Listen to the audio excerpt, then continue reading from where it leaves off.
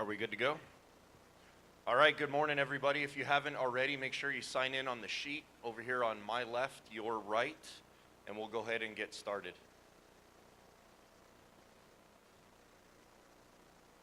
Just for Gallup. Got it.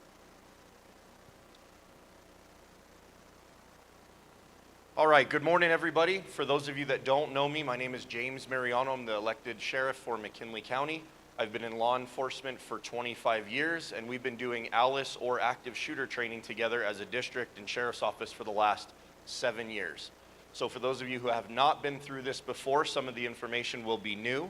For those of you that are online and will be watching this later on in the school year, this information is provided as a collaboration between ALICE Navigate 360, which is who certified me to teach, as well as your standard response protocol. We've tied the two together to make it easy for you to understand and to make it easy to take some of these principles that ALICE teaches and apply it to your SRP that you follow and drill in your particular schools. So we're gonna start off this morning with a video. If you've trained with me before, you've seen this video. If you haven't, this might be new to you, but this is the Sandy Hook project. How many of you remember the Sandy Hook shooting back in 2012? Yeah. So it's an elementary school setting. Our active shooter, who happens to be a family member of one of the people that works at the school, enters the school and ends up killing and injuring small elementary school students. That community put together a video to help educate the rest of the world as to what they went through and how to prepare for an emergency like this. This year, my mom got me the perfect bag for back to school. These colorful binders help me stay organized. These headphones are just what I need for studying. These new sneakers are just what I need for the new year. This jacket is a real must-have. My parents got me the skateboard I wanted. It's pretty cool. These scissors really come in handy in art class. These colored pencils, too. These new socks, they can be a real lifesaver.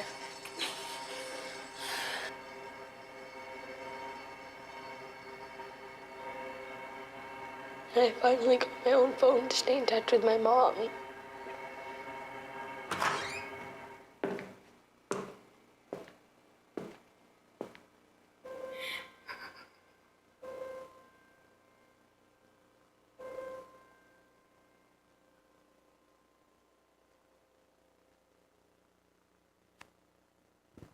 For those of you that have trained with the Standard Response Protocol and the I Love You Guys Foundation, if you remember the presentation that he gave, the last text message they received from their daughter before she was shot and killed inside that school in Colorado was, "Hugs, I love you guys."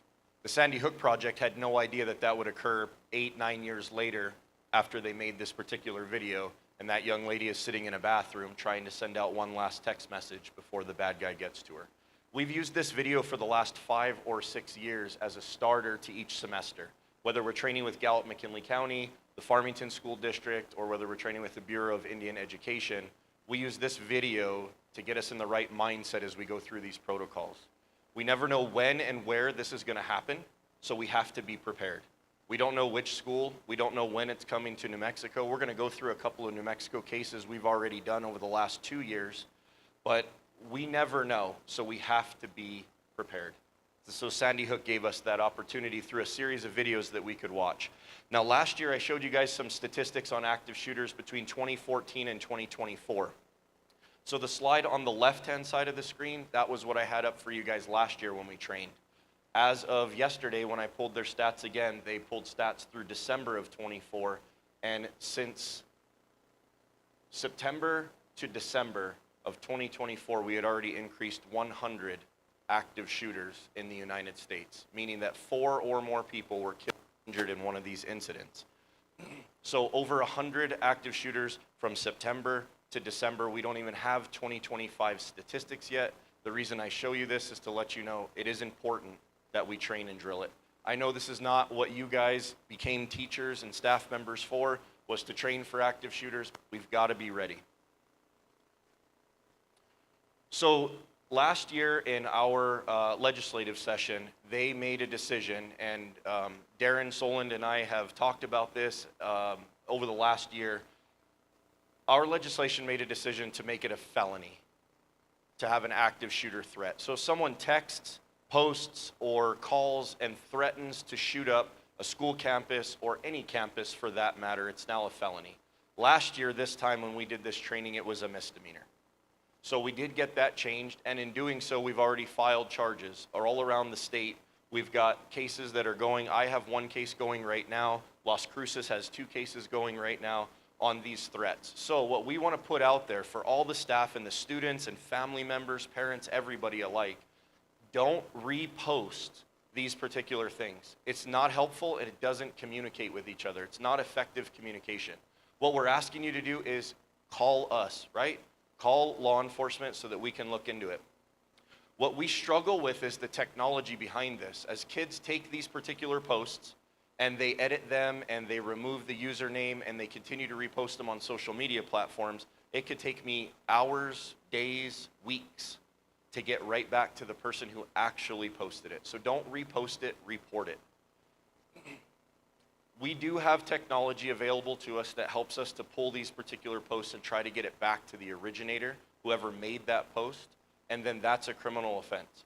But when it gets reposted, and you guys have probably seen this over the last year or two, these things get reposted hundreds, if not thousands of times. And I have to track back through all of those individuals to try to get back to the originator. So as soon as it's being seen, make sure that you screenshot it and report it to law enforcement. Don't repost it. It's not helpful to anybody. It doesn't help communicate. It doesn't help the community understand it, and it doesn't help law enforcement find who did it.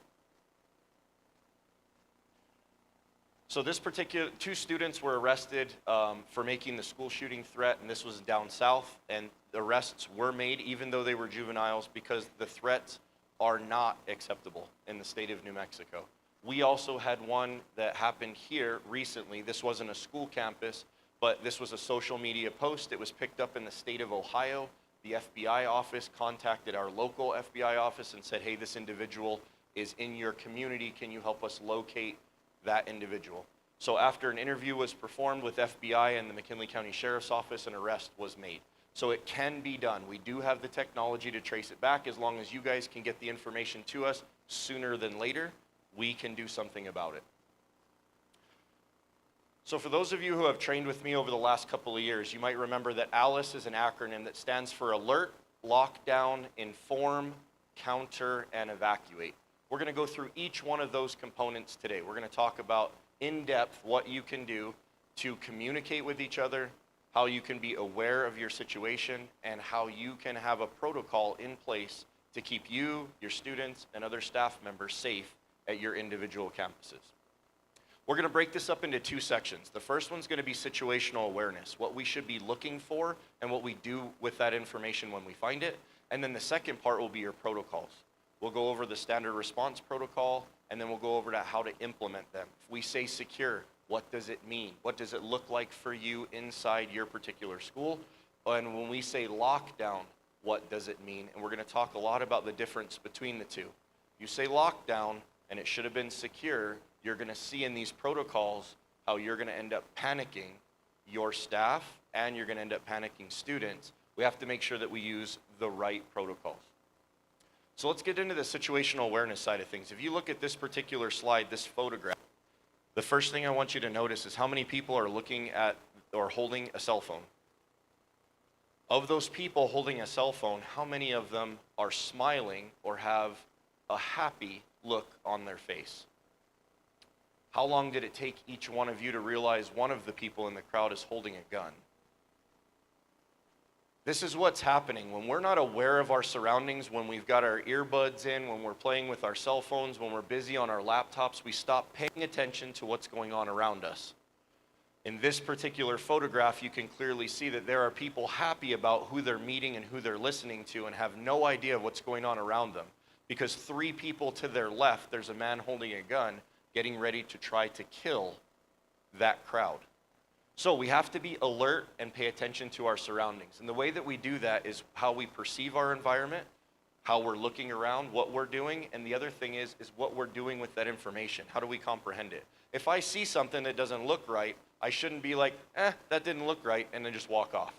We have to communicate with each other. When you see somebody walking with a ski mask and a trench coat with a duffel bag, and it's 90 degrees outside and they're walking up to the front door of a school, that should pick up your spidey senses that something about this does not seem right to me. And then the communication is going to begin. So when we talk about situational awareness, we're going to go through Cooper's color code here. And what I want you to remember, the takeaway from this, is you don't want to be at level white and you don't want to be in level black. And here's why. When we're in level white, think about you're at home, you're on your couch, you're in your pajamas, you're watching Netflix, and your front door is locked. You feel comfortable and you feel safe. You're not paying attention or looking for threats around you. You're comfortable. That's not where we should be when we're at work every day. When we're at work every day, we should be paying attention to what's going on around us. We should be alert and looking around. So where we want to be is level yellow. I want you to be prepared and aware of what's going on around you. That doesn't mean you need to be looking at every human being. That doesn't mean you need to be exhausted looking around. It just means you need to be paying attention. If you're not paying attention, something will sneak up on you. So, relaxed and alert, but looking around. As people are passing you in the hallway, you're looking. Do I recognize that person? Do they belong here? Should they be on our campus or not? From there, from situation level yellow, what you're going to be able to do is take information that doesn't look right. That person shouldn't be here. That does not look right to me. Or I've heard someone screaming or something happen, and it's going to send me to level orange. In level orange, we now have a sense of danger. Something about our situation is not right. From there, we have to communicate. This is the key. You can't go lock yourself in a closet. You've got to communicate with staff and students. We need to execute a protocol. So when we move to level red, one of your protocols is unfolding. Whether that's secure, lockdown, evacuate, whatever it is, one of your protocols is going to happen, and you're going to begin to communicate with each other inside your campus, and then you're going to communicate with the admin office to let them know what's going on. We're going to use the app on our phone to give out that information so that as this unfolds, the correct resources are coming your way. Now, black is the other place that you don't want to be. If you were in situation awareness level white and you were not prepared, you were relaxed and not paying attention, when something bad happens, your brain and your body will immediately jump to black. You will be terrified, and all the protocols you've practiced and studied will be gone. It just straight out of your head. It's just gone. Because if you were not prepared as that happened, your brain will just shut down on you. If you see in the picture on the left, that's a scare room. Those kids paid to be that scared, right? But if you look at the picture on your right, look at the difference between those two ladies and how they're prepared for their situation. One has armed themselves with an umbrella and is alert to her surroundings. The other one has just completely panicked, buried her head underneath the desk, and is hoping for the best. When we go over the Virginia Tech shooting here in a few slides, you're going to see why putting your head under the desk, closing your eyes, and hoping for the best doesn't work. You have to be prepared. You have to have a plan. So the first part of this is communication. How do we communicate with each other? We have technology, we have text messaging, we have an app that the schools are using that we can all communicate with each other, dispatch, and law enforcement. If those things are not in play or they don't work for whatever reason, the cell phone towers are down, something happened, you need a backup plan. Whether that's email, whether that's an intercom system. However, we trained at schools that use bullhorns because they have limited cell phone service inside their campus. So they use bullhorns, and somebody's designated to run the hallways and yell whatever the protocol is over that bullhorn so everyone's communicated with. So it doesn't matter how we get it done, we just need to make sure that we're communicating and that you're using your senses, all of your senses. All right, so this should look familiar. If you have not seen this, we have a problem, okay? So get with whoever your boss is and get one of these sheets. This is the standard response protocol for Gallup McKinley County Schools. Now, this is very simple to use, very simple to understand, and if you don't have one of these, if it's not memorized, it should be right near you, at your desk, somewhere you can grab it. So we're gonna go through these protocols real quick so that you see how they tie in to the ALICE training that we're presenting today. So your first one is a hold, right? It should cause no panic for anybody. A hold can be used if there's a fight in the hallway or you need an ambulance at your particular location. The hold will keep all of the students and staff in the rooms that they're in until you deal with your emergency. If you have something going on in the hallway and you need medical attention or you need to deal with something, the last thing you want is for the bell to ring and all your students to flood out into the hallway right into the emergency that you're trying to deal with. So a hold is simple. It just holds everyone where they're at, and once you get the all clear, then everything's back to business as usual. And a hold should not panic anyone, not staff, not students, not the community. A hold is simple and an easy tool to use. Now the next thing is secure. Between secure and lockdown, we need to clear something up. Secure means that the threat is outside the building. Outside the building. And you're securing yourself inside the building. Lockdown means that there's a threat inside the building with you. And this is where it's very important when we're communicating both with dispatch, law enforcement, and each other, that we don't get these two mixed up. If you guys call a lockdown, that tells me as law enforcement there's a threat inside the building with you. That's very different than we're all okay inside the building. Can you come help us deal with what's going on outside? So let's make sure that we don't get these two mixed up. So a secure means that the threat is outside the building and you're securing yourself inside the building. We're pulling everybody out of the parking lots, off the playgrounds, any other affected areas inside the building, and we secure the exterior of the building so that no one can get in. Lockdown means that the bad guy, the threat, is inside the building with you, and now we have to compartmentalize. Now we're gonna have to lock into individual classrooms, lockable doors, closets, whether bathrooms lock, where all of this stuff's gonna come into play, and our safety team is gonna really come into play to make sure everyone is in a safe area. And as we get into that, we'll talk about the shooting up in Farmington, how they were able to use these particular protocols to make sure everyone was safe inside the classrooms and the bad guy was locked out into the common areas where he could not get to staff and students. Evacuate is just what it sounds like. We're gonna get everybody out, but I'm gonna remind you, Parkland, Florida, 2019. You guys remember that active shooter situation? Well, something strange happened there. They thought they should evacuate because they heard the fire alarm.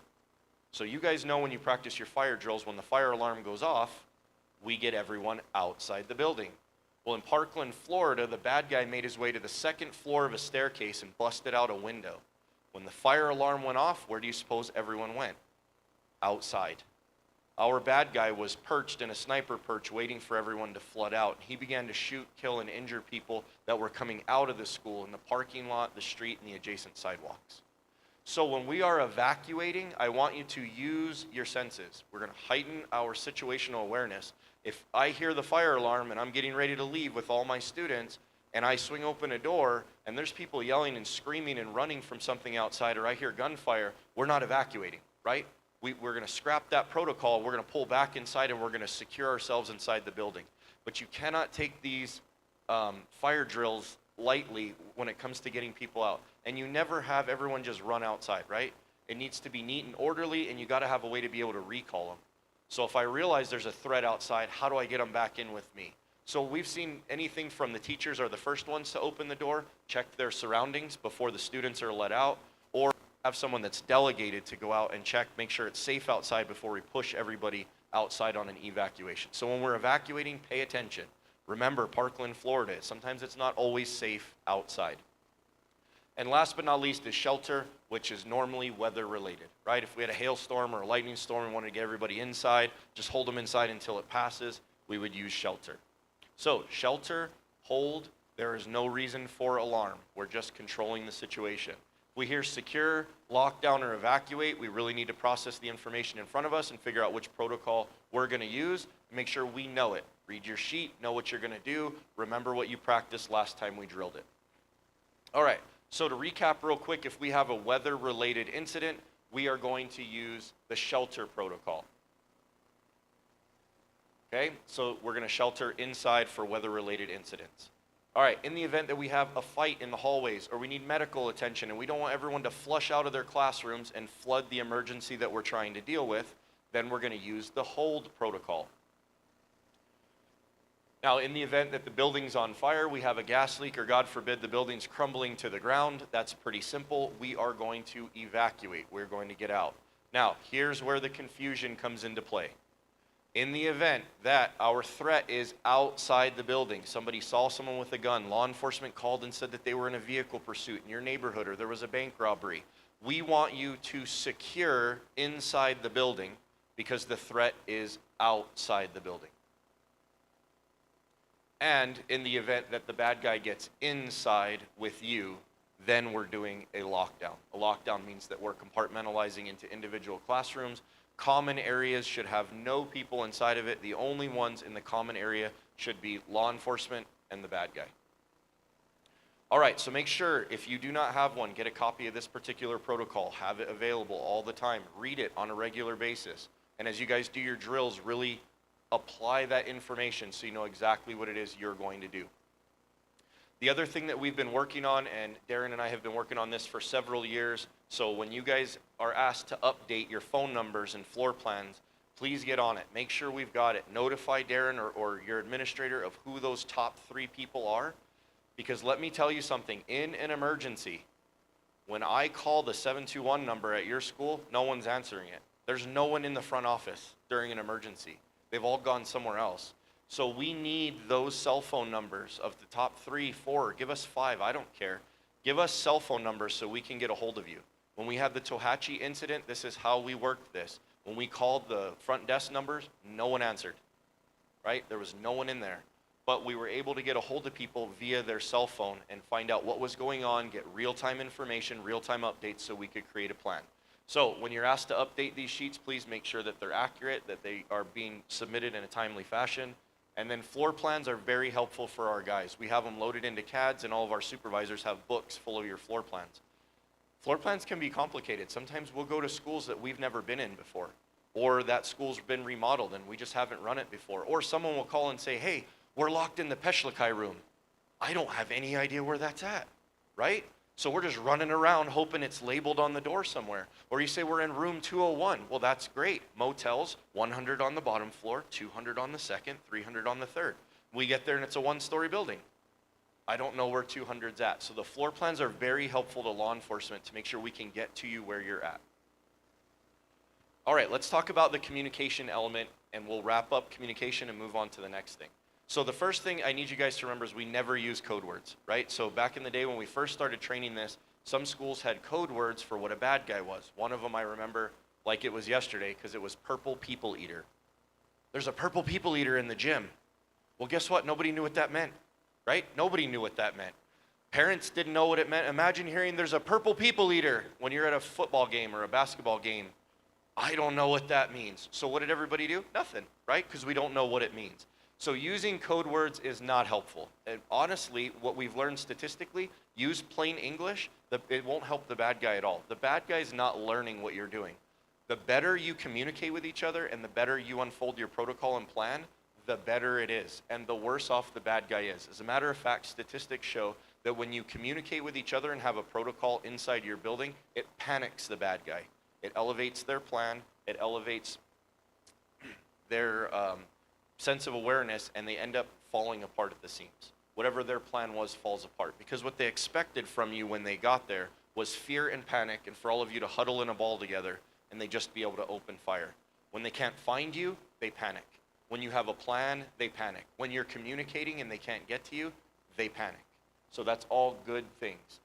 And then we're going to talk about the protocols that we use, and the one on the right we're going to skip because you guys already have an app in play that handles this particular thing. All right, so the information that we need you to send, once you hit whatever button you need to on the app and you send out the information and you begin to communicate with each other, somebody needs to call 911. I don't know if you guys remember the active shooter in Texas at the Walmart. This was like a year or two ago. And law enforcement, after they finished up, they were interviewing, and law enforcement was getting a really bad rap. And they said, why did it take 18 minutes for you to get here? It doesn't make any sense. Law enforcement should have been here within minutes. Well, that would have been great if someone called 911. But of all the people who had cell phones inside of that Walmart, many of them used their cell phones to video record what was going on inside, to take pictures of what was going on inside. Some people ran to their cars and drove away, but for 9 or 10 minutes, No one called 911. So if you want law enforcement where you're at, somebody's got to call. If you think someone called 911, call anyway. If you know someone called 911, call anyway. You got to get the call out so we can get resources to you. Don't forget, if you need help, you got to call for it. You can't just hope that it's going to come your way. So we got to communicate. And then what you communicate is important as well. We need to know who's the bad guy, how's he dressed, what kind of firearm does he have, where are you inside the school, and give us firsthand information. Don't say, well, I heard from so-and-so who told me that she heard from so-and-so that such and such happened. That's not helpful. We want firsthand information. What do you know? What information can you provide us? All right, so we talked about this on an evacuation. Make sure that you use your senses. But some other things that you need to understand when you evacuate is, what do I take with me? If we're leaving, if I'm going to a rally point, I've got to have some stuff with me. So we'll talk a little bit about go buckets, go bags. Now this stuff's not provided by the district, but I'll show you what teachers have shown us, that the way that they prepare for having to leave the campus with all of their students and go to a rally point. So these are some things that we've seen both for preparing inside the classroom and outside the classroom. This is a go bucket. This has hand sanitizer, masks, duct tape, batteries, a flashlight, baby wipes, a whole bunch of stuff. This is prepared to be inside the classroom and outside the classroom. We'll talk about when we're inside the classroom and preparing for a long lockdown. Think about schools like Sagai and other places where it's gonna be a while before law enforcement gets there. We trained in Omak, Washington last year with the Colville Indian tribe. They're looking at an hour and a half to 2 hours before law enforcement gets to their campus. So think about, you're in a lockdown for 2 hours. Kids are gonna need to use the restroom. Stuff's gonna happen. People are gonna get thirsty. People are gonna be hungry. So what we've seen teachers do is prepare these particular buckets. Now you can clearly see this is a makeshift bathroom. So what they're doing here is they purchased this particular item, and this is up in Washington, and it's basically a Home Depot bucket with a toilet lid, and then inside are all their emergency supplies. They'll use a tarp for the corner of the room, they'll create a makeshift bathroom, and they place that bucket inside of it. So this is coming from experience from people who have had to lock down and been in that classroom, stuck there for hours on end. On the left-hand side of your screen, you'll see the go bags. This can be anything from medical supplies to your rally point information, to a list of your students, maybe phone numbers for the parents, all the things you might need at the rally point you no longer have access to inside your classroom. And then here's some other things we've seen in there. We've seen bottled water, phone chargers, snacks. We even saw kitty litter in one of the kits, and apparently that keeps the odor down in a makeshift bathroom if you actually have to use it. So just think about all the thought that's gone into this. We had a couple of pictures. Actually, I think this picture here came from one of our GMCS staff that set up something like this for their particular classroom environment. All right, so now let's get into the lockdown portion. What do I do? If I hear lockdown, lockdown, lockdown, lockdown, there's a bad guy inside of the school, what do I do with that information? What am I supposed to do? Well, the first thing that we need to do is we need to have a plan. You can't hope that when you hear lockdown, lockdown, lockdown, magically your brain will just know exactly what to do. Oh, I'm gonna move this desk over here, I'm gonna cover these windows, I'm gonna have my students do this. If you don't have a plan in play, it's not gonna happen when you hear the word lockdown. So the reason we know that, let's go through the Virginia Tech shooting. So you're looking at 6 classrooms. On the top of your screen is 3 classrooms, bottom is 3, and down the middle was a hallway. This is the 2nd floor of Virginia Tech University when a bad guy armed with a semi-automatic rifle entered the school and attempted to kill and injure as many people as he could in a very short period of time. We'll start at the classroom on the top left of the screen. There's no one in that classroom. So what do we suppose our bad guy did? He just moved on, right? He's looking for people to kill and injure. So when they come across empty classrooms, they normally move on pretty quickly. Now when we go to the room in the middle, so on the top of your screen in the middle, remember it's a college campus, so they don't specifically have keys for each one of those rooms. They may not have a way to secure that particular room. The janitors normally lock and unlock at the beginning and end of each day. So inside that classroom, there's a whole bunch of people and they can't lock their door. They hear gunfire and they close their eyes and hope for the best. That's called a passive approach. Closing your eyes and hope the bad guy just runs by. and doesn't come in your classroom. Well, he did go in that classroom. He opened that door, which was not locked or barricaded in any way, and there was nowhere for those folks to go. He opened fire, killing and injuring all but 2 people inside that classroom. Hoping for the best does not work. So the difference between passive and proactive is what happened on the top right-hand side of your screen. Room 204. Professor Lebrescu is in there with his students. He's an Auschwitz survivor. He's not going down without a fight. He hears gunfire erupting in the adjacent classrooms and in the hallway. He gets with his students and they make a plan very quickly. He and another student decide to barricade the door with their bodies. They physically hold the door closed, while the other students begin to help lower each other down from a second floor window to the ground. They were able to get 12 of them out that window, lowered to the ground and to safety, before our bad guy finally breached the classroom, killing Professor Lebrescu and the other student that were trying to hold the door open, or hold the door closed. But they managed to save the lives of 12 people inside that classroom by having a proactive approach rather than just closing their eyes and hoping for the best. Now let's jump to the bottom left-hand side of the screen. Same thing's happening. They hear gunfire erupting. No one barricades, no one blocks. They just get real quiet in the room and they hope the bad guy will just run by them.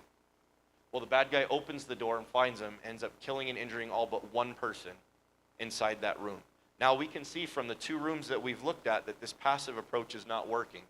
So let's go to the middle on the bottom, room 207, and let's take a look at this. This one was a little bit unique.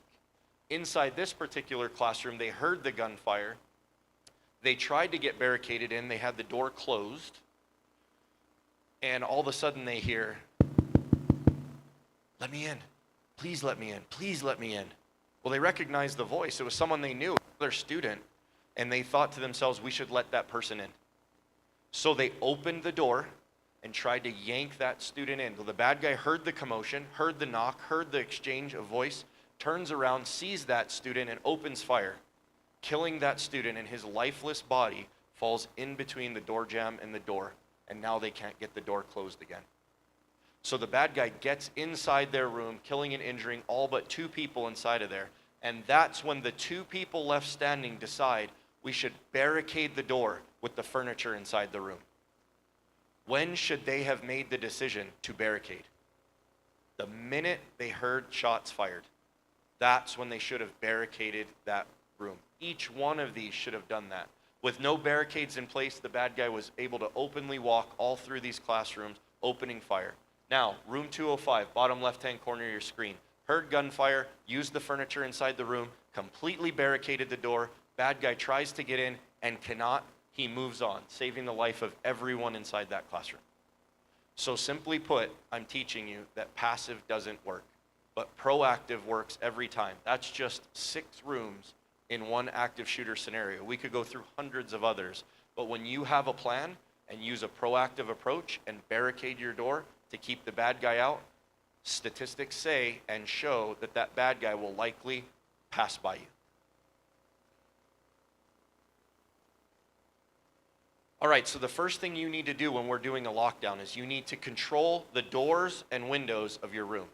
So if we have a key, we're gonna lock it, right? But locking it isn't enough. Think about this. What if somebody got a hold of your IOPROX card or got a hold of the master key for the school?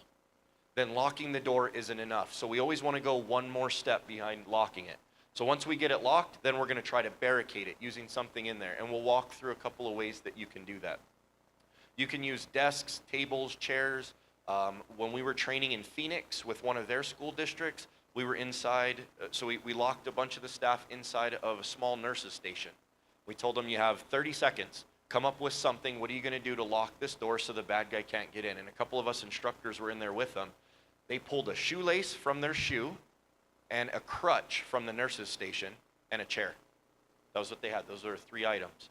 They put the chair in front of the door, they put the crutch across the door and used the shoestring to tie the door handle to the crutch. Boom.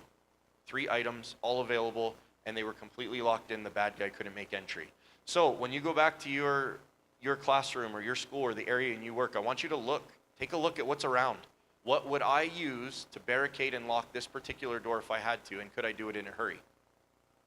The other thing you really need to be thinking about as we get done with windows and doors and you're trying to look for that furniture, Make sure you did not find yourself a 1971 oak desk that weighs 900 pounds and it's located 40 feet on the other side of the room and it's just you trying to move it. That's not gonna work. So we need to, if it's a big piece of furniture, then it needs to be close to the door. If it's too heavy for me to use, then that's discarded and I gotta do something different. And then you also need to consider the age of the students that are in there with you. If they're little, for elementary and mid-school, you're probably doing this by yourself. If it's high school, they can assist you. But remember, if I have little ducklings, little second and third graders, and I'm gonna try to move that 1970s desk on my own, it's gonna make a lot of noise, it's gonna take me a long time, and I might not be able to get it done. So be thinking about what you're gonna use. So when it comes to the lights, you guys gotta think about this. If you have automated sensor lights, right, like I walk in the room and the lights turn on, and then nobody moves for 10 minutes and they turn back off, we need to be thinking about that. If you don't have a manual override, don't mess with it. If you do have a switch and you can turn your lights off and they stay off, do that, because being in the dark is more helpful than being in the light. But what I don't want to happen is you guys are in there and that light sensor is going on and off and there's just a blinking light at the end of the hallway. What's that tell the bad guy? There's got to be somebody in that room, right? We don't want to be a Motel 6 light flashing. So when you're dealing with lights, be careful. Make sure you know, can I turn them off and do they stay off, or do I need to just leave them on? Now you can see these particular shades here, right? So the teacher used these shades, Venetian blinds, they leave them in the down position all the time, and they just use the turnstile to allow light in and out. Because if you've ever messed with those kind of blinds, you yank the two strings, it always falls crooked, you end up tangled up in it. Three of the things are flipped upside down and you can see through them. So if you leave them down, it's more helpful, and then you could just use your turnstile to allow light in and out. All right, how does this affect our protocol? If I'm in a secure, okay, and I'm at your campus, we're in a secure, and as the bad guy's wandering around, he comes across these two doors. Are you really secure inside your building? No, no, you're not. So when we're walking around, when safety teams are looking around, when security's wandering around, you should be watching for these types of things. Because you have a false sense of security, we call it a secure protocol, you think you're in the school, you think you're safe, you think you're good to go. And then the bad guy just wanders into the gymnasium. And it doesn't always have to be an active shooter. Those are not the only emergencies we deal with on our campuses. Custodial disputes, right? We have a fight in district court over who's gonna get custody of that child. And so only one of them is allowed to pick them up from school until this hearing is done. And this is what your school looks like. One of your doors is propped open and dad just wanders in and grabs his kid from the gym and wanders out. And the first time you realize anything's gone awry is when mom shows up at 3:15 to pick up that child and they're not there anymore. Think about vagrants, intoxicated individuals, people high on drugs, just wandering into your particular campus. You don't have a way to control that emergency now, right? Because now it's inside the building with you, and now it's become more of a problem than it should have been if you secured it on the outside. So be careful and watch for it. The one on the left, the HVAC system wasn't working, so they propped open the door to allow air into the gym. The one on the right, they were waiting for a Cisco delivery, right? So they just propped it open, they were waiting for the truck to arrive to deliver the food. Do you suppose my guys went through the front door and buzzed in? No, we just walked right into the kitchen to see what was for lunch. This is not what you want to have happen in your school. You do not want these threats wandering into your staff and students and just being inside of your particular school setting. All right, so let's talk about doors. There's different ways to barricade doors. Some doors open out, some doors open in. You need to know what your environment provides. The majority of doors in schools open out for fire egress. Well, if I just move this chair in front of a door that opens out, have I barricaded anything? I haven't. I've done nothing successful except stick a chair in front of a door. So when we talk about this, we need to really be careful that we know what we're using, all right? So on the top left-hand side of your screen, you can see that they used everything in the room. Chairs, tables, desks, anything they could get their hands on, they used to barricade that door to make sure that the bad guy couldn't get in, remembering that the door opened out. I'll show you a video on the middle photo. We'll show you a video of how to use a table and an extension cord to secure your door that opens out. On the top right-hand side of your screen, this was hilarious. She did an amazing job. She came up with this plan before we did the drill at that particular school. She figured out she could lock that chair in the door handle and kind of wedge it underneath the light switch, and we couldn't get in. Well, I had a master key and I still couldn't get into her classroom. Well, our drill is over. We've did the all clear over the intercom. She still hasn't come out of her classroom. So I'm knocking on the door, banging on it. It's James Mariano, the sheriff's office. Nothing, right? I have one of my guys slide a business card underneath her door. Nothing. Well, we had forgot earlier in the day when we were training, we had told them, do not open the door for anyone. Do not open the door for anyone. Well, she didn't. So business cards have been underneath. We've tried the intercom. We've tried calling her out as law enforcement. One of my guys slid his badge underneath the door. She's just collecting cop stuff in her classroom and still nothing. So we breached it with a Halligan tool. We broke the door. We broke the door closing device because somebody was like, maybe she had a medical episode. Well, we got in there. The lights were on and she's sitting in the chair with her arms crossed. We don't open the door for anyone, Sheriff. Very good, very good. Now we've got to replace a door at this particular school. So she did a great job because she had a plan. Her and other staff members had practiced how they would barricade their door before we ever got there to drill. So they had a plan in mind. So when the protocol got called, she knew exactly what she was going to do. She had already tested it, so she was positive we wouldn't be able to get in, which we could not. So we Halliganed our way in. So I tell you that to let you know, you don't open the door for anyone, right? Virginia Tech shooting, we hear a knock at the door, and it's somebody that we know. We open the door to let them in, and we end up exposing all of us to harm. This is what the safety teams are for. This is what your protocols are for, to make sure that we've swept those common areas, collected those students that were left outside of a classroom or were using the bathroom, and got them to a secure area and locked them down. We don't want to have to make the decision, do I open the door for one and expose the 10, 20, or 30 that are behind me, right? We don't want to be put in those positions. On the bottom left-hand side of your screen, you'll see that they're using the door closing devices. Those are on every one of the doors that are surrounding us today. Those door closing devices are almost always located inside the room, and they're used to slow the door down so it doesn't pinch your fingers on solid wood doors. But you can tie those up with a belt, with a tourniquet, with a rope. You can tie those closed, and it keeps the door from opening. You'll see on the bottom right-hand side of your screen that they used fire hose. Now, do not get me in trouble here. Don't go to your local fire department and ask them for 12 inches of fire hose, okay? But what happened in this particular school is they have a fire department. It was a Bureau of Indian Education school, and they have a fire department on staff. So they used their old hose, cut at 12-inch sections, and they gave one to each teacher. They used them to slide over the door closing devices in the event of an emergency. Not to take a nap during the day so the administrator can't find you, just in the event of an emergency. So that's what they did there. All right, here's a video on how we would secure a door. What we're doing here is we're going to take a table. We're going to move the table in front of the door. The table needs to be wider than the door so that it can't go out as the door opens. We're going to take the end of an extension cord and we're going to tie it around the door handle. Wrap around twice. And then we're going to tie it in a knot. Pull it as tight as we can. From there, we're going to take the rest of that extension cord, move our table out a little bit, pull as nice as tight as we can up against the wall, and then wrap around, around, around, and around. Okay? You can then either tie that off or just let that hang and let the friction of the extension cord do the work.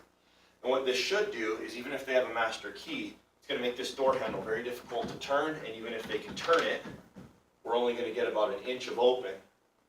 They're not going to be able to get through that doorway. Okay? All right, so two simple tricks when you're doing this. The first one is, if you're using a long extension cord, make sure you go under the table first, right?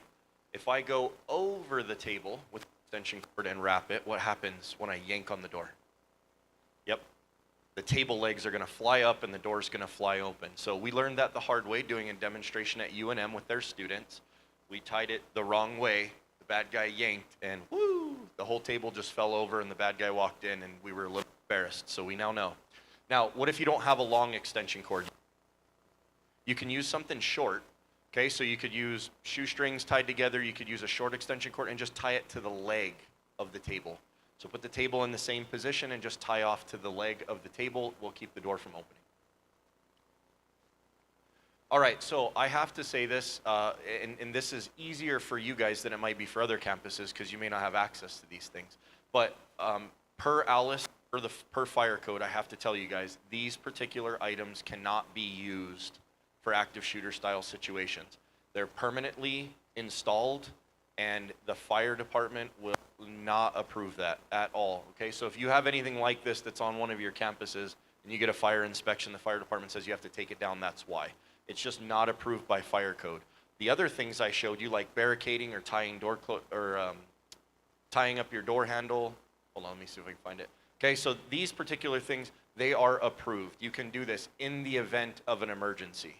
It's just you cannot permanently install things on doors, windows, or any other items, because what's going to happen, and this is, when we were in Omak, Washington, this is something that we learned. What can happen is if you install these permanent fixtures, a student can permanently lock you out of your classroom.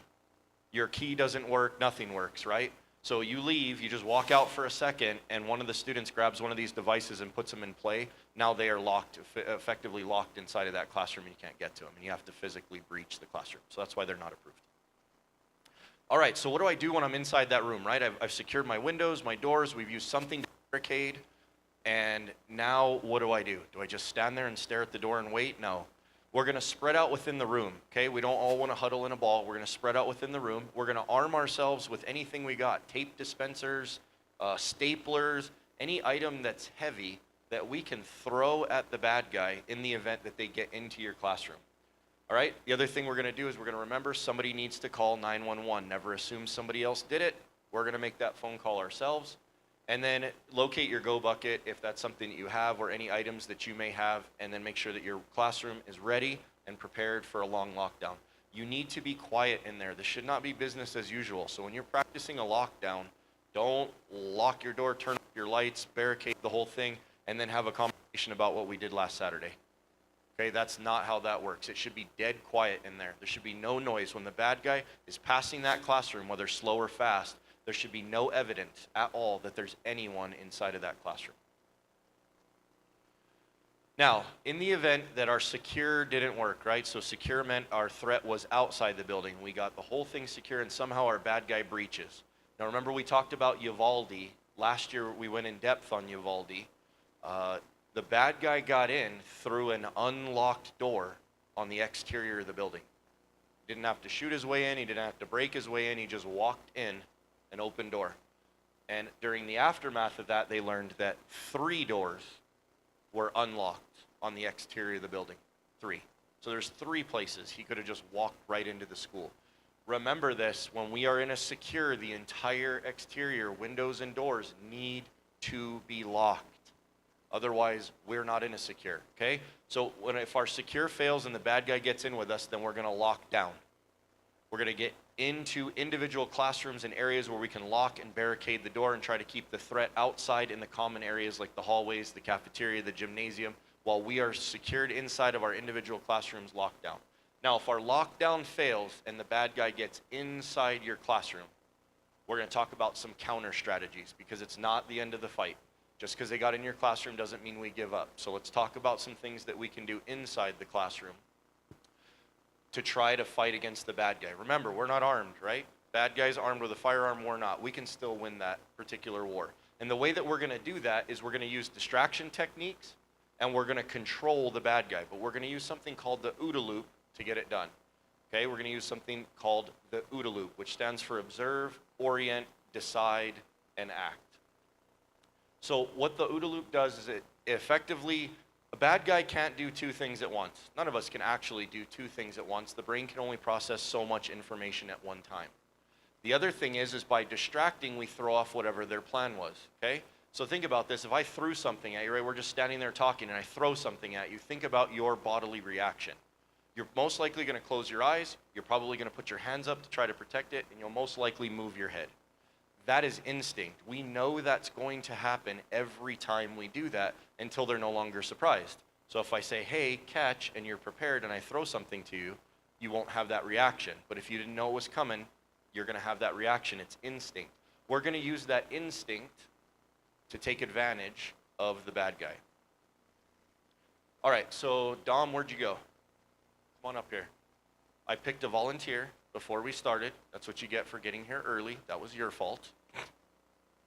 All right, We're gonna do a little demonstration. I'm gonna demonstrate to you the OODA loop. So back in the 1950s, Colonel Boyd of the United States Air Force figured out we were losing dog fights, plane on plane. We were losing these fights because we were constantly reacting to what was happening instead of taking the initiative and acting first. If you act first, you cause the other party to have to react. Well, there's a catch there, right? You're in traffic, and the person in front of you slams on their brakes. Well, your brain doesn't just magically fix the problem. Your brain has to tell your body, to tell your leg, to tell your foot, to take it off the gas and put it on the brake pedal. Well, that takes time, round about a second to a second and a half. It takes that long for your brain to react to the information it's processing. We're going to use that against our bad guy, and I'm going to demonstrate that to you. So, have you played this game before? Probably, he says. All right. Okay, so we're going to play a little game. You right-handed or left-handed? Left-handed? Oh, you're going to mess everything up. You want to be on this side then? No. Here we go. All right. Okay, so what I want you to do is place your left hand about 12 inches above that green ball. Everybody see the green ball? All right. So we're going to play a game. I'll bet you that I can cover twice the distance that he can in the same amount of time. So there's only one rule, Dominic. You just can't move until I do, okay? We're both going to go for the ball at the same time. You ready? All right. Now, Dom's pretty quick. All right, we practiced it once, all right? Here, about 12, 14 inches, right? Here, let's try it one more time. Here, ready? Oh, okay, now, I'm not actually any faster than Dominic is. What's happening is I am making the decision to act, right? I move, his brain's got to process that information, make his decision, and go for it. Well, by the time that happens, I already have it. Now I can prove it. Dom, this time you go high, I'll go low on you. The ball is yours, sir. Take it and get out of here. All right, so it's very simple. The one who makes the decision to act owns the next second to second and a half. That's what we're going to do here on these counter strategies. I'm going to show you things that you can do in that second or second and a half to throw the bad guy off. You're going to surprise them, and you're going to take back your classroom. So the OODA loop principle stands for observe, orient, decide, and act. And what you saw there is I already made my decision to act, and Dominic had to start at the beginning because he was waiting for me to move to make his decision. No matter how hard he concentrates, I still own that second. If I'm the one that decides to act, the second belongs to me, and that's how we're going to figure this out. That's how I'm going to teach you to take advantage. So the first one is a takedown technique using surprise. We're using our doorway as a surprise element. I'll show you a video of how this works, but it's very simple. It's 4 people and 2 on each side of the door. As the bad guy comes through, you're going to surprise him because he can't see you. He's looking into the room, but he doesn't see you hiding on either side of the door. Bad guy comes in, each one of you grab a limb. This has nothing to do with age, gender, strength, nothing to do with it at all. It's all about the element of surprise. So we can use 4 people and take them down, and you'll see in the video that once the bad guy falls, normally that gun will come free, and you'll actually be able to take that as well and secure that and take it away from the bad guy. So all I'm going to do is just run through that doorway. You guys ready? Okay. So all I'm going to do is run through it. Ooh. I'm good. I'm fine.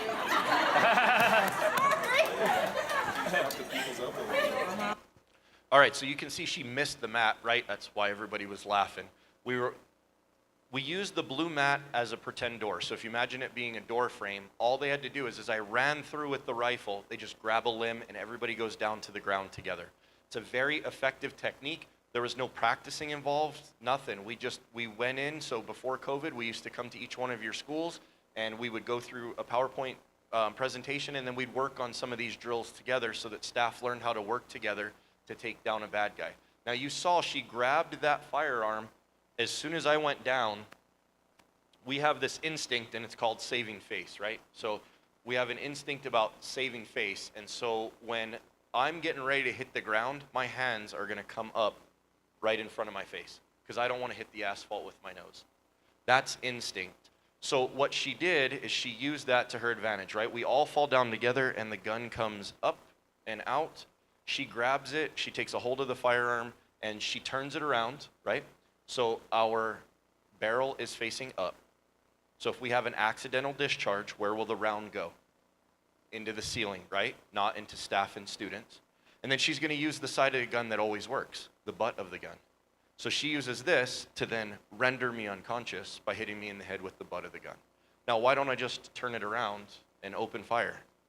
Well, we did this a couple of times with a Nerf gun. We did that very thing, and then we told one of the teachers, just grab the Nerf gun and shoot the bad guy.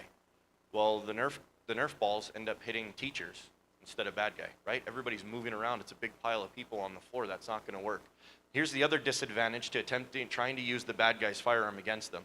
What if it's jammed? What if it's empty? What if the magazine's not seated right? What if the safety is on and you don't know where that's located? There's so much that can go wrong with a firearm. And remember, we only have a second or two to take advantage. We don't want to lose that second when we turn this around, point it at the bad guy, and it goes click. Now who's back in charge of the situation again? The bad guy. And now it's strength on strength. And we never want to put ourselves in that position. We always want to take advantage by using the element of surprise, remembering that it only gives us a second or two for our plan to unfold.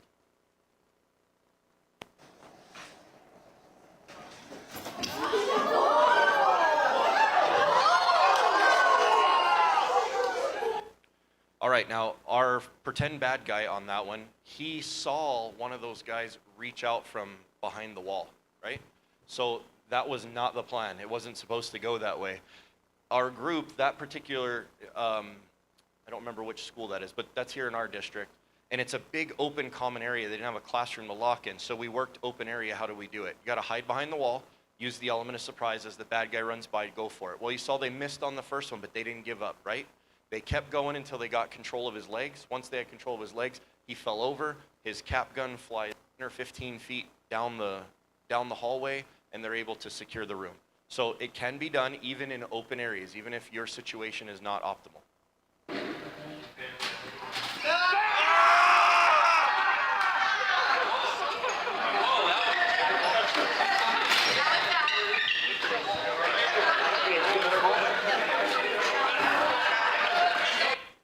Now, that was a trained SWAT guy that entered that room. We gave him the Nerf gun, and we told him, you know what, go in there, and it was an open cafeteria. Told him, go in there and shoot as many people as you can with the Nerf gun. He enters, and you saw what the teachers did. They were lined up on both sides. They had covered the windows with paper so he couldn't see in the window before he advanced. They did the 4-person, 2 on either side, took him down. Everybody was loaded up with one of those green balls that Dominic's got. And that's signifying something, whether it's tape dispensers or staplers, a heavy object you can throw at the bad guy to scare him or to distract him. And then they took it away, and you saw the dumpster come out, and that's where they're going to put the firearm and lock that in a closet and secure it in an area so the bad guy doesn't get it again.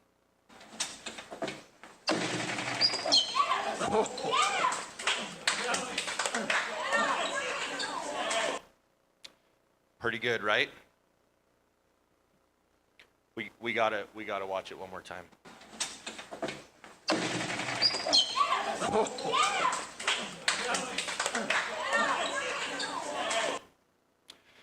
All right, so it can be done all by yourself. So he's wearing what's called a red man suit, right? And so that covers you from head to toe. Her kick was very accurate, and he was actually hurt. But you can see what happened, right? She used the element of surprise. As that gun barrel came through the doorway, she's watching. She grabs a hold of the gun barrel and points it straight up in the air, right? So in case we have an accidental discharge, it goes into the roof, not into students and staff. And then she uses the OODA loop principle to take advantage. She wasn't stronger than him. She was the one doing the pushing and pulling. He has to react to it, and he's a half second behind her. And eventually she gets enough oomph behind it to yank it away. He falls to the ground, and she uses the butt of the gun to render him unconscious. It can be done. All right, so now what do we do with the firearm? Now I have it, right? Well, obviously I'm not going to sling that around and go walk around the campus with the firearm, because when law enforcement gets there, who do they think I am? Right? They think I'm the bad guy, I'm the shooter. We don't want a mistake like that. So you're not going to sling that rifle and go walking through the hallways. We're going to do something with it. So the first thing that we need to do is don't mess with it. Don't try to unload it. Don't try to make it safe. Don't strip the magazine. Don't try to take the round out of the chamber. Just leave it the way it is. Don't touch the trigger. Point the barrel in a safe location, either down at the floor or up at the ceiling, but we don't point it at anything we don't want to destroy, okay? We're going to take that firearm, and we're going to put it in a secure area of some sort. You can put it in a trash can, cover it with a jacket. We can lock it in a closet nearby. We can lock it, if it's a handgun, we could lock it in one of the drawers of our desk. Do something with it to make sure that the bad guy doesn't end up with it again, right? We don't want to knock our bad guy unconscious and then leave all his guns and ammunition and then run to the next room, because what happens to unconscious people from time to time? They wake back up, okay? So we don't want to have that new emergency. We don't want to create another problem. So we're going to lock it up, secure it somewhere, and then please, please, please remember to tell law enforcement where you put it, okay? More than once, law enforcement has spent days on a campus looking for the firearm, all to find out that a teacher absolutely did the right thing. They got it away from the bad guy. They locked it in their drawer. They were at home watching Netflix. 2 days later, they get a call from the FBI, and they're like, does anybody know where that gun is? You're like, oh, I locked that in my drawer. Do you guys need that? Are you going to want that back? And then here we go, right? So if you were the one that took the firearm and you locked it up somewhere, please tell law enforcement where you locked it up and give us access to that area so we can secure the firearm. All right. Yeah, and we talked about this.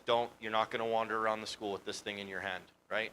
Whether it's a handgun or a rifle or a combination of both, don't attempt to secure it in your waistband. It's not the movies. That's not going to help you out any. So just make sure that they're all secured somewhere. And then depending on the size of the firearm or how many is going to determine what you need to lock it up. Obviously, an AR-15 style rifle is not going to fit in your small desk drawer. So we might need to use a dumpster, put it in a closet or secured area. On the flip side, handguns might fit in smaller areas where you could lock them up inside of your desk. All right, so let's wind this thing down and let's do a quick recap here. Watch for signs of things that don't look right. Use your heightened situational awareness to determine, hey, something doesn't look right. That person doesn't look right to me. I don't recognize that person. I don't think they're supposed to be on campus. That person looks really angry. Why are they yelling at that other person? Use your senses to determine whether there's an emergency, and then make sure you report them immediately. Watch out for the safety of yourself and others, okay? All too often we get stuck in our own head and we're like, oh, bad guy, and we go lock ourselves in the closet. We don't tell anybody anything. That's not helpful. We gotta communicate with all the staff. And in the case of an active shooter, remember, if the shooter is outside, we are gonna secure inside. Secure is the correct protocol. Now, if the bad guy gets inside with us, then we're gonna lock down, or depending on the situation, we may possibly evacuate. Think about a large ball game or a football stadium or something like that. In that event, we're gonna have to evacuate, right? We're gonna have to get as many people out of there as we can. Make sure that if you're locking down, you lock and barricade your doors and windows. It doesn't do any good if the bad guy can look in your door and see all of you in there. You gotta get out of sight. So make sure we're covering the windows on the door. Make sure our exterior windows are covered so the bad guy can't wander around outside and look inside your classroom and identify that you're in there. You want to be out of sight, out of mind. Keep quiet and calm and wait for law enforcement to come and find you. And just like we learned from one of our teachers, we do not open the door for anyone. Now, when confronted with a threat, like we talked about with these counter strategies, remember that's a decision only you can make. I'm not telling you go find the bad guy and fight him. Nobody's saying that. We're just giving you options in the event our secure didn't work, our lockdown didn't work, and now the bad guy got into the room with us. It's your choice, but I've given you some strategies you may be able to use between you, staff, and students to take advantage of the bad guy, utilizing the OODA loop principle and using the element of surprise. So, I'll leave you with this final thought. The best thing you can do is the right thing. The next best thing is the wrong thing. But the worst thing that any of you can do is just hope it doesn't happen to you. You have no plan and you haven't practiced anything. You're gonna find yourself in situational awareness level black, terrified with no plan, and that's not where we want any of you to be.